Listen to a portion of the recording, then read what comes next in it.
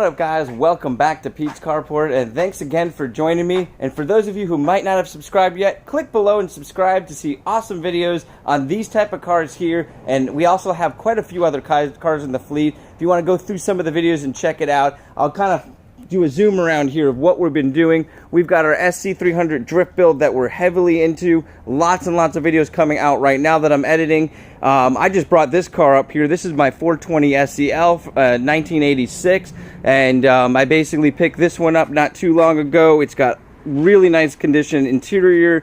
The exterior is original paint. We've got our S600, which is a 96 Euro car.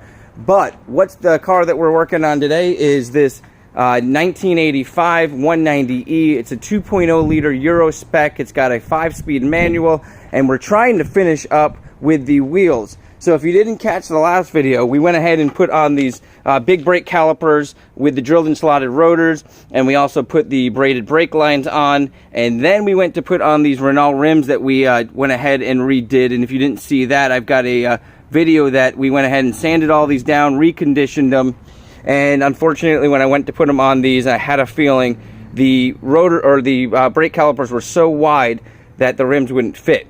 So I went ahead and ordered some spacers. I kind of had to guess on the size because I didn't want to go too wide. So they just arrived, and I was about to crack them open, but I decided let's go ahead and videotape this because you never know what's going to work, what's not going to work. But I'm thinking we might have to do some slight modifications because of the measurement that I originally did. But here they are. They're from H&R. I'm going to go ahead and get set up and show you guys how these go on the car, and then we're going to see if we need to modify that caliper at all to get this to work right.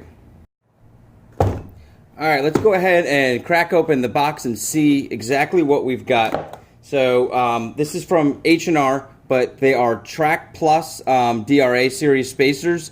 And I already went ahead and read through this just to make sure I understood exactly how to mount it. I highly suggest looking through this. And then you've got your spacers here, which I broke open.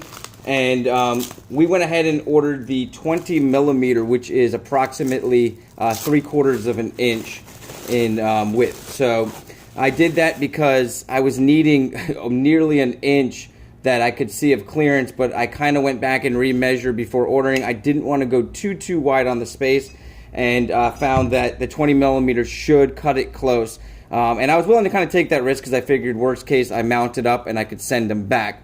So let's go ahead. These are our spacers. We're going to be mocking that up.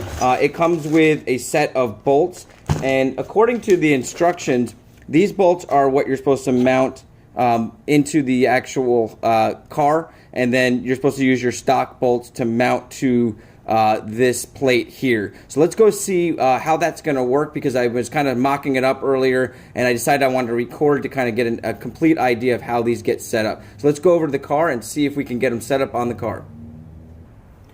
Okay, so installation of your hub spacer is kind of straightforward. You're basically going to line up these holes here that have the indentation to your stock bolts, so where your stock bolts would go in. This is going to realign your new bolts to be here, so that's where you're actually going to mount the wheel to.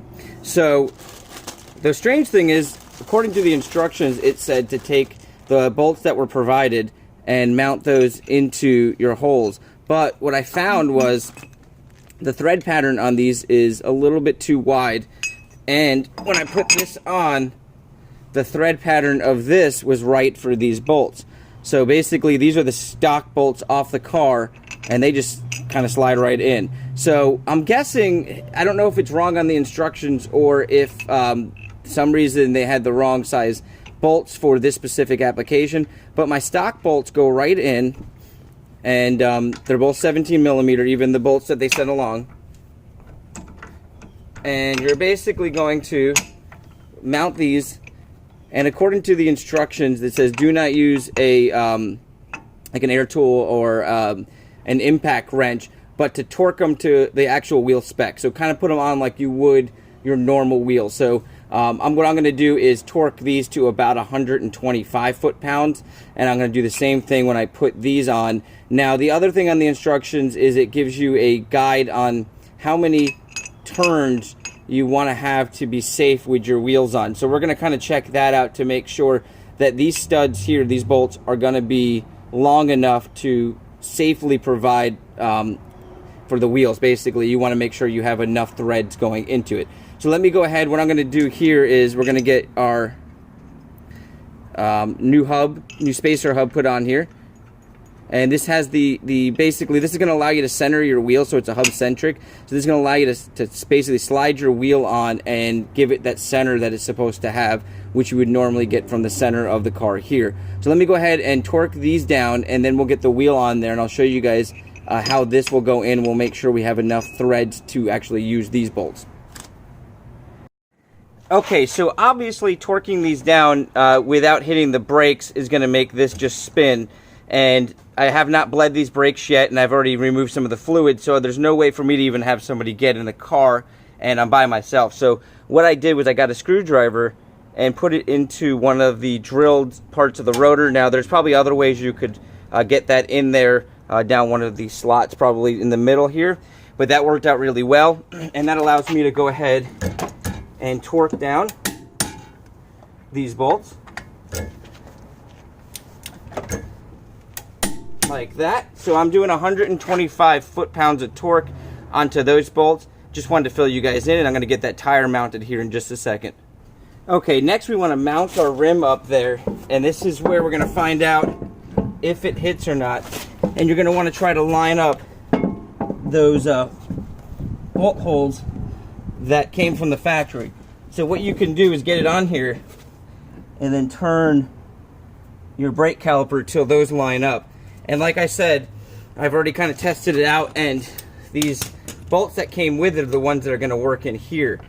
Now, the paper said you want to make sure you get enough thread turns based on how far or how wide your tire actually is. So I'm going to go ahead and count how many. 1, 2, 3, 4, 5. So right around 5 full turns is what I get. And according to the sheet, I think I needed about 6. Now, I turned it on a little bit, so I think we're pretty close there. And obviously, I haven't torqued it up yet. So I think we're going to be good. Now, the next thing we need to do is get a couple more bolts in here so we can check to see if this is going to hit that caliper.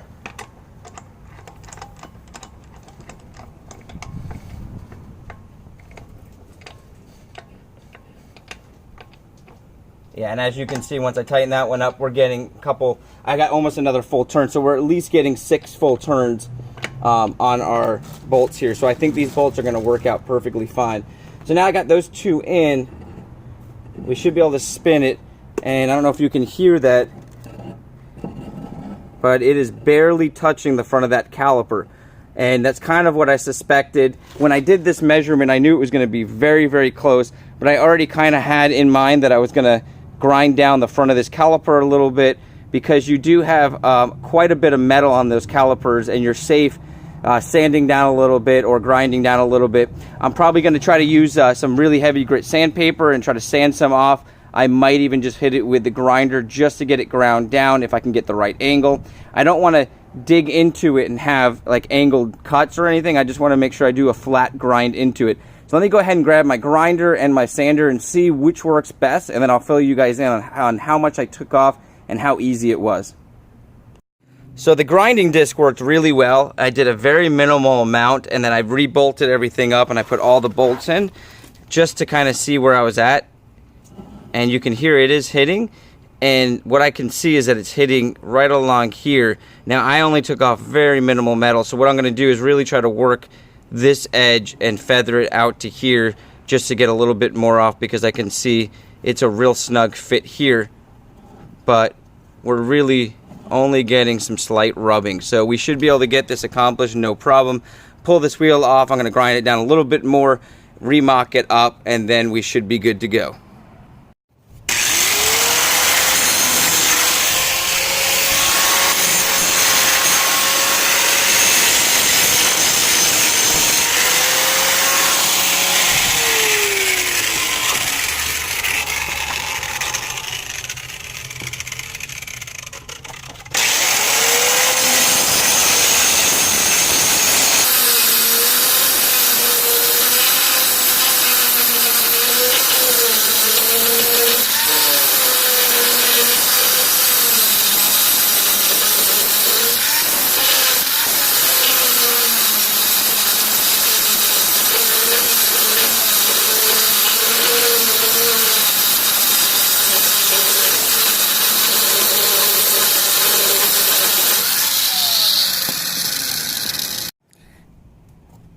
Okay, you guys can see I ground it down. It ground down really easily, and I kind of use this number 41 here as a reference to where to go to.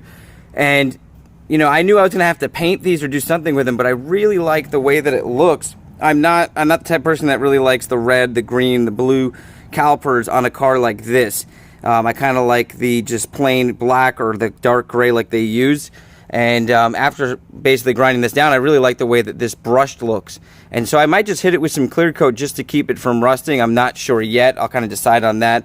But obviously I need to go down and get some tires for these rims now that we know the fitment's going to work, which is awesome. Also, after putting on all the bolts, I basically counted the amount of threads on the last bolt, and I was almost 7 full turns to hit, and that's without tightening it. So we're probably going to be closer to 7.5, which is perfectly fine for these wheels, so according to the specs. So we should be good on that. We don't have to pick up any more bolts, and we're going to have to pick up spacers for the rear to give us a square look, so I'll be doing that. And we'll be redoing the rear brakes as well. We're going to keep the stock ones, but we're going to clean them up and maybe change out the pads. So this car will be back on the road very soon. We just have a few more projects left on it. And like I've said in the past, I'm really trying to move on to doing the drift build Frank. But I wanted to get this car on the road for the winter time so I have a fun manual car to drive. And I'm going to do a quick walkthrough here if you guys haven't seen this car yet. If you're new to the channel and this is the first time you've kind of came on. It's got the light tan cloth interior, which is my favorite interior on this style car. And it is a manual, so it's a Euro spec 5-speed manual. This shifter is actually not correct because reverse is down and over here, so it is not a dog leg like I was told when I bought it, but it's still going to be a fun car. And we've already got it started up. If you haven't seen past videos, we changed out the fuel injectors, we changed out the spark plugs, and finally Seafoam spraying it into the intake basically is what freed up the engine, allowed it to start right up, and it's not having any issues starting now. So this should be a fun little car for a daily. We'll do some videos on cleaning it up, and obviously we're going to be doing the paint on it to kind of match the rims. So that should be coming up here in the near future, and I can't wait to see how this fitment goes. We might be doing like a custom small flare on at least the rear fenders, if not the front fenders. If you don't know, this has a Zender's body kit, so this is an original body kit from Europe. The gentleman who purchased this vehicle was in the military and picked it up in Germany, and he got the Zender's body kit. I don't know if he got the lowering springs when he bought it, but this car is lowered and it looks really good. So I can't wait to get all this put together and show you guys the outcome of it. Once again, my name's Pete. This is Pete's Carport. I'll link these spacers down below. I got them from H&R, and you guys saw everything about them in the beginning. So I'll go ahead and link the part number so you guys know where to get these if you need to pick them up. And I picked up ones that would work on the 300E, since that's the brake caliper and rotor that we added to this, which I think should mock right up to the 190E because it basically swapped out and all the bolts matched up on it. Have an awesome day, guys, and I'll see you guys next time.